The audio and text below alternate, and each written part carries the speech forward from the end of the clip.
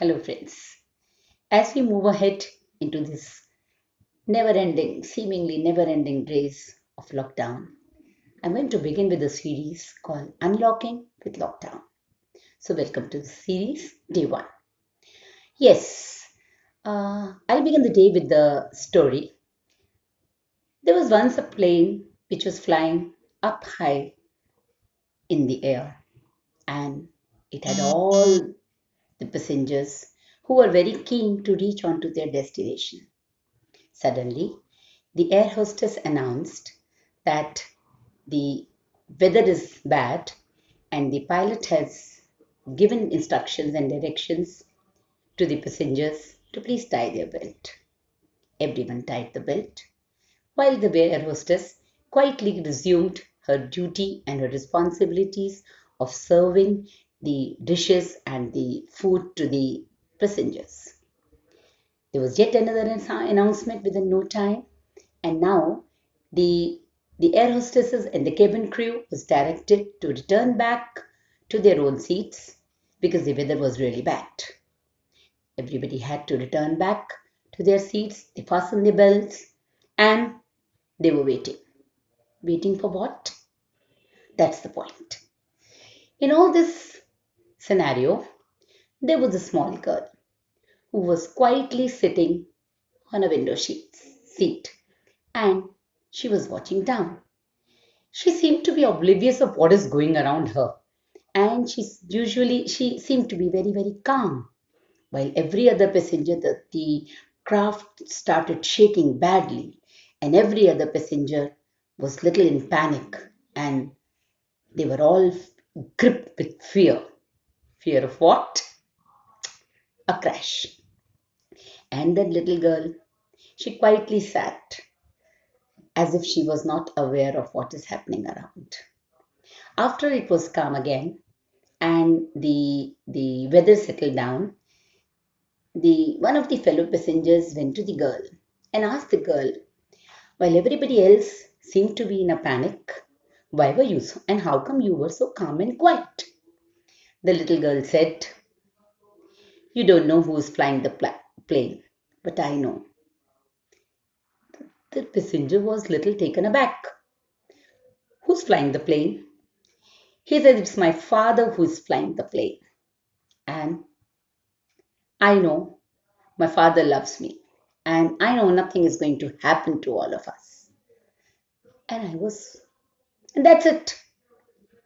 So, this brings me to a point that while there's no denying that the crisis that we all are facing right now seems to be very dire, and the outcome may be really terrible.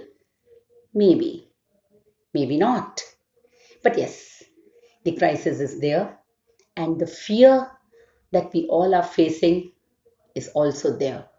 That comes with this unknown virus that has crippled the whole world, and it's taking its toll day by day increasingly.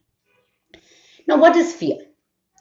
Fear is the result of something that may happen and something which we do not want to happen.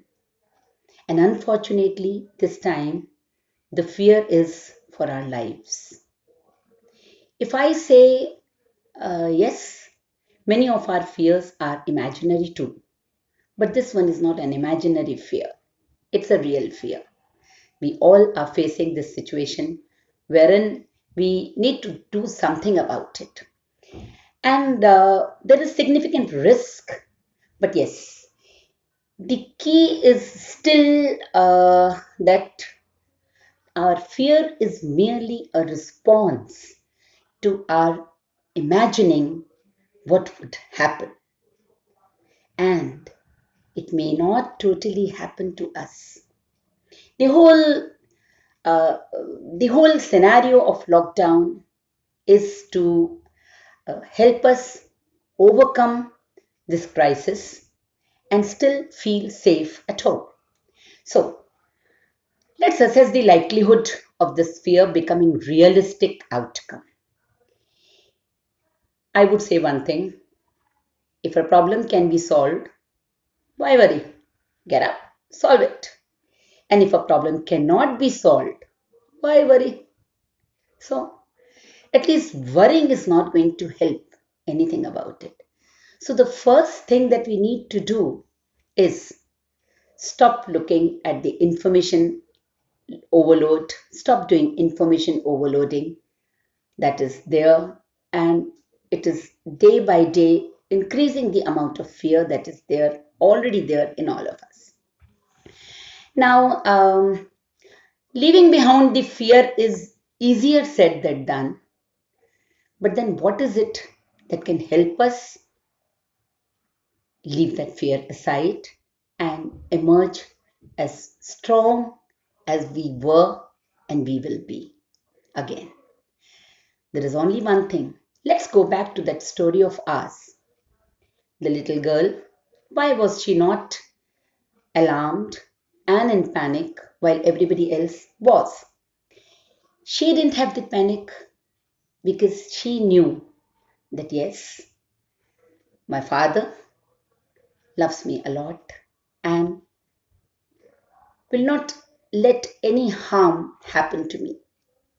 This is the time, my friends, to restore the same faith and trust that we should have in our Father. He's there to help us out. He will help us out of this and let us come out of this crisis. Help us come out of this crisis. So then, till then, what do we need to do? Let's utilize these days of lockdown in connecting ourselves with our higher self, something that we seem to have forgotten in the daily